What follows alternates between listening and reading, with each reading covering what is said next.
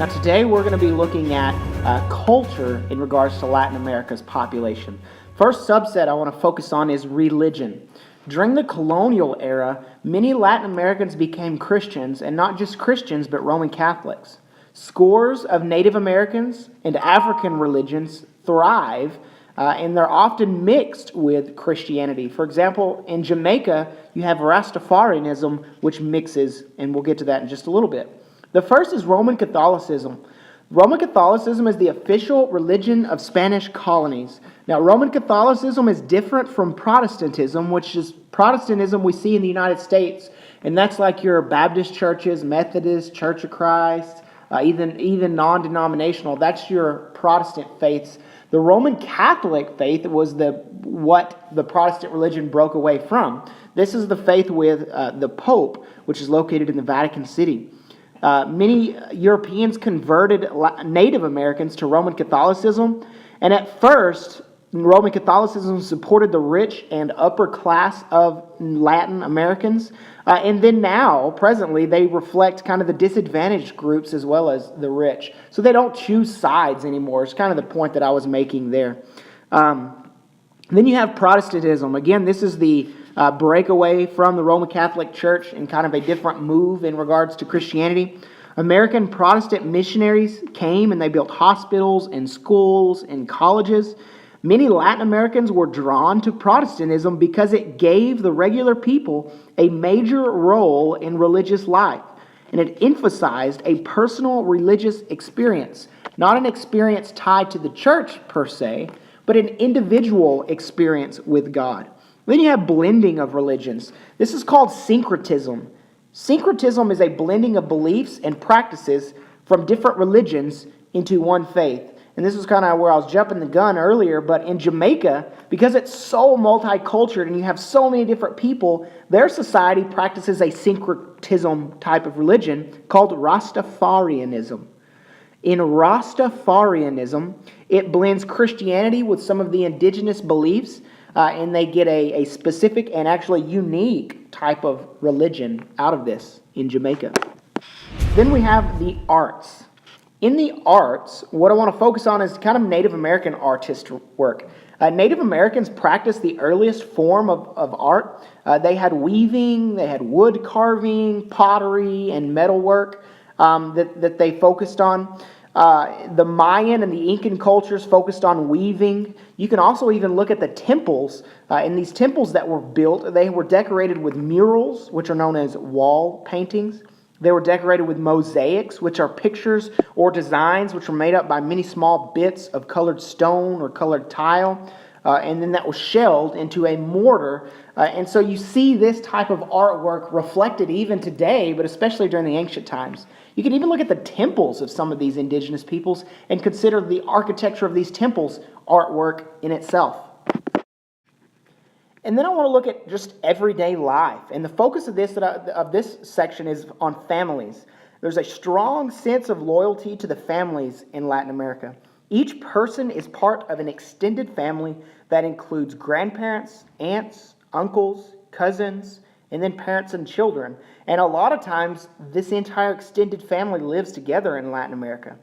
Latin American society still today displays traces of what's called machismo, M-A-C-H-I-S-M-O.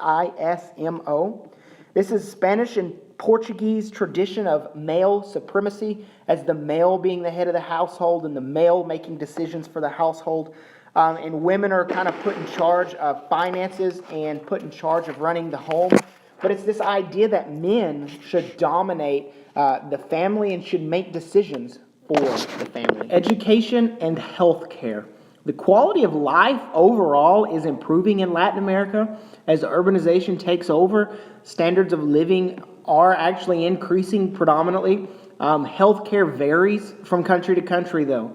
For Chile, for example, which is a very prosperous economy, they have a very high standard of living, and their education and healthcare system is doing very well. You look at Haiti then. Haiti economically is not doing very well. They have low standards of living, and education and healthcare, not so much. So predominantly most countries fit in between these two extremes. And you have a lot of extremes. You have a lot of countries that have very good education systems, very good healthcare systems, and then countries that predominantly don't. Just because urbanization is going on doesn't mean that it's necessarily good, like we saw with Mexico City. The city was getting really big, but overcrowding was taking over, and we were having some problems in regards to that.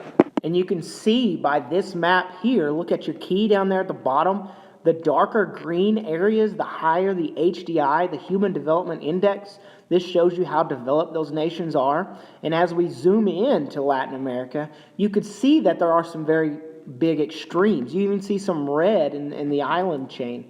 So we do have some areas that are doing very well economically and standard of living wise. They are excelling. But then you also have some places that are not doing that, especially in Middle America and in the island chain that you see east of Cuba. Sports and leisure. Leisure is just talking about what people like to do as a hobby on their time off. And predominantly what you think about in regards to sports of Latin America, at least I do, is soccer or football. The 2014 World Cup in Brazil reflects the passion for the sport because they had to really ticket to get the World Cup in Brazil, and there's huge fervor because of it. Not only did Brazil make billions of dollars, but if you watched any of those games, you could tell the passion that the fans had. And then you have what's known as highlight. Highlight is a fast-paced game. It's sort of similar to handball. It's played with a ball, and then you have long, curved baskets that are strapped to the wrists of the players. And if you've never seen highlight played before, you need to Google it on YouTube. You need to look at it, look it up, and see. It's an extremely fast-paced game. Now, the Europeans brought highlight to the area, and so it shows a little bit of cultural convergence as European sports mix with Latin American sports. And then we have another major heading. This one won't take very long, but current events.